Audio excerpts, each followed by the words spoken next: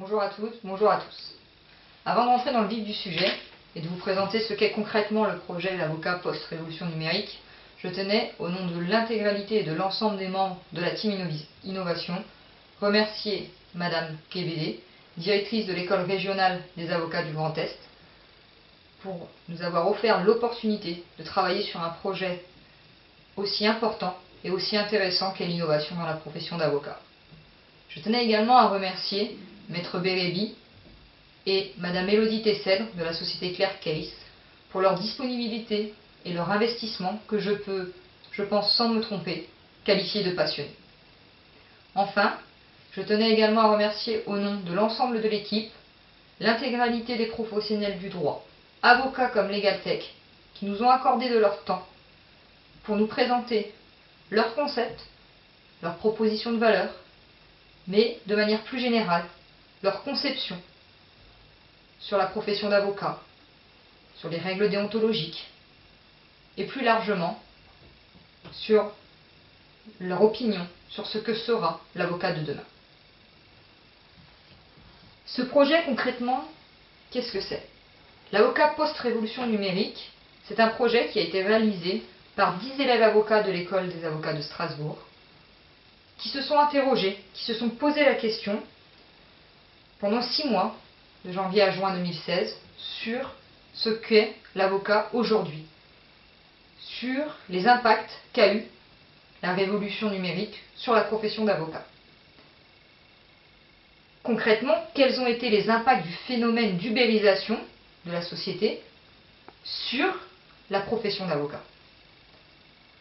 À travers un regard de novice, de bébé avocat comme on peut nous appeler, le premier constat que l'on a pu faire, c'est que l'avocat d'hier, celui qui, une fois qu'il avait prêté serment, posait sa plaque et attendait son client sagement dans son bureau, n'est plus du tout adapté. Et cet avocat, il peut toujours attendre.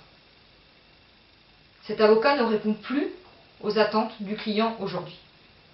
Il faut nécessairement s'adapter aux phénomènes qui bouleversent la société actuellement.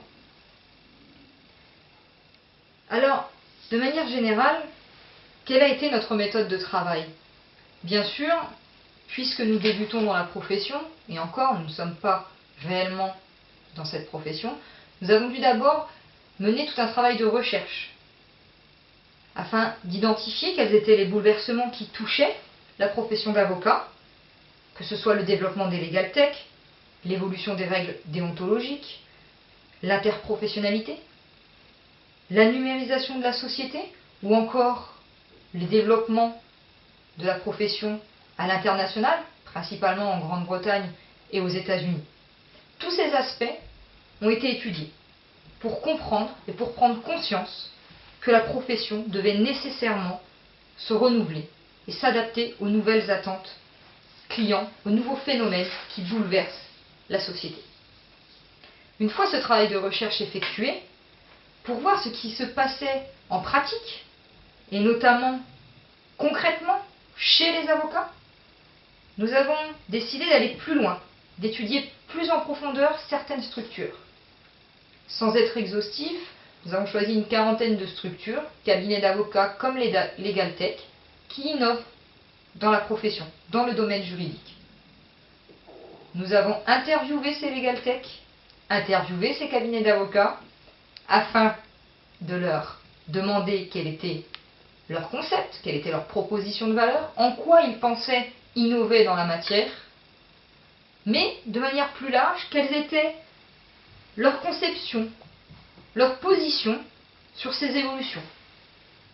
Comment ils voyaient, eux, praticiens, l'avocat aujourd'hui, voire demain. De même, afin d'étoffer toujours nos recherches et d'être le plus précis possible, nous avons recueilli l'avis des différents professionnels qui s'interrogeaient sur le sujet. Ainsi, nous avons assisté à différentes conférences, à différents congrès sur la thématique, notamment aux États généraux qui ont été organisés dernièrement par le Conseil national des barreaux. Sur ces bases, et sans être exhaustif, nous avons alors identifié plusieurs thèmes qui nous semblait important pour montrer que l'avocat traditionnel, l'avocat d'hier que je vous ai présenté tout à l'heure, n'était plus adapté et devait s'adapter pour répondre aux attentes des justiciables. Au contraire, à l'heure où la majorité de la population est connectée, l'avocat doit pouvoir faire face aux nouvelles demandes du client. Pour le détail, je vous renvoie à la lecture de ce rapport, puisque je n'aurai pas le temps ici d'aborder tous les thèmes qui ont été traités. Ce rapport est disponible sur le site de l'ERAGE en version numérique. Alors, sans entrer dans le détail, qu'est-ce que l'on a pu retenir de cette étude? Cette étude, d'abord, elle ne se veut pas alarmiste. Au contraire, on veut être optimiste. Puisque ce qu'on a pu constater, d'abord, c'est que les legal tech, qui sont souvent vus comme des braconniers du droit, n'ont pas pris, mis à part certaines exceptions, que l'on n'évoquera pas ici, une part de marché qui était occupée par des avocats. Au contraire, elles ont pris une part de marché qui avait été laissée disponible par ces avocats, une place du marché qui n'était pas occupée. Elles sont venues prendre un espace laissé libre par les avocats, alors même que les avocats auraient pu, bien avant, intervenir sur ces domaines. Ainsi, si certaines menaces existent pour la profession, c'est certain, notamment en termes de coûts, puisqu'il est vrai que l'approche des legal tech et le fonctionnement de ces structures est différent de celui d'un cabinet et leur permet de proposer des coûts et des tarifs hautement concurrentiels, l'avocat, lui, doit également savoir tirer profit de ces évolutions.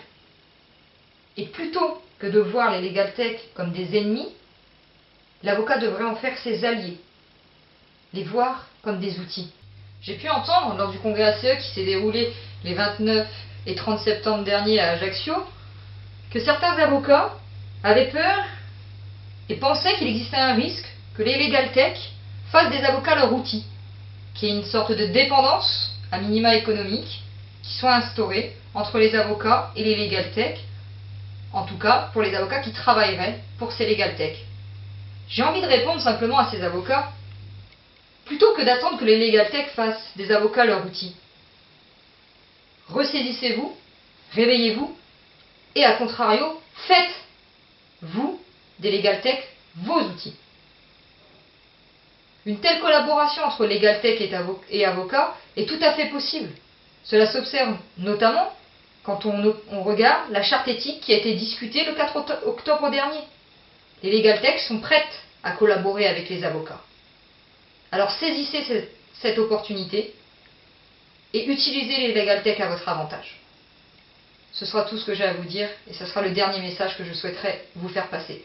Je vous remercie pour votre attention.